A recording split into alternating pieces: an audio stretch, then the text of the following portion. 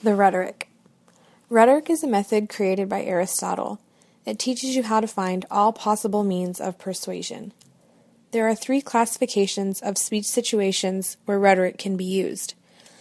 The first situation of speech is in a courtroom or in forensic speaking. This type of rhetoric is used by the defense and prosecution in order to convince a jury and a judge that without a shadow of a doubt, someone is either innocent or guilty. This type of classification is based on events that have taken place in the past. The second classification is ceremonial or epideictic. The point of this type of rhetoric is to focus on events that are currently taking place and need blame or encouragement placed on them in order to inspire.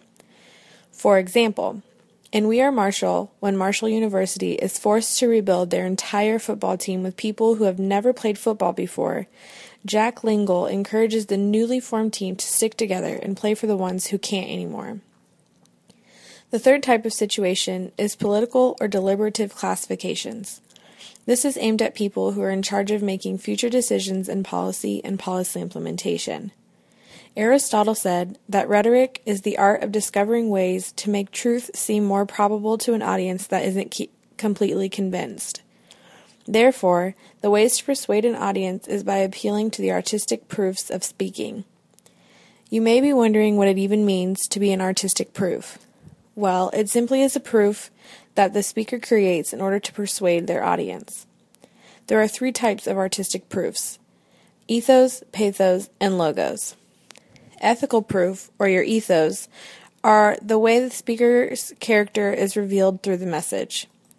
Ethical proof is all about the speaker's credibility, which is based on their intelligence, character, and goodwill. And emotional proof, or your pathos, is the feeling the speech draws out of the hearers and how it strikes a responsive chord, according to a first look at communication theory. When emotions get involved, people relate to the speaker and connect to their idea better.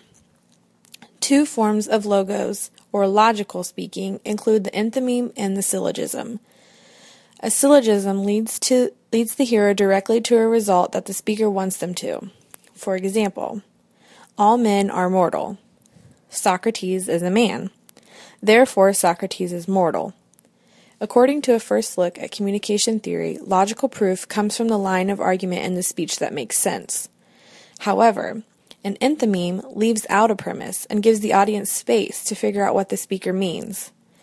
An enthymeme is considered more persuasive because of the fact that it convinces the audience that the argument was in fact their idea. When it comes to rhetoric, there is something called the 5 canons of rhetoric that scholars have picked from Aristotle's studies that sum up the persuasive way of speaking. These definitions are all based out of a first look at communication theory. The first canon is invention, the speaker's hunt for arguments that will be effective in a particular speech.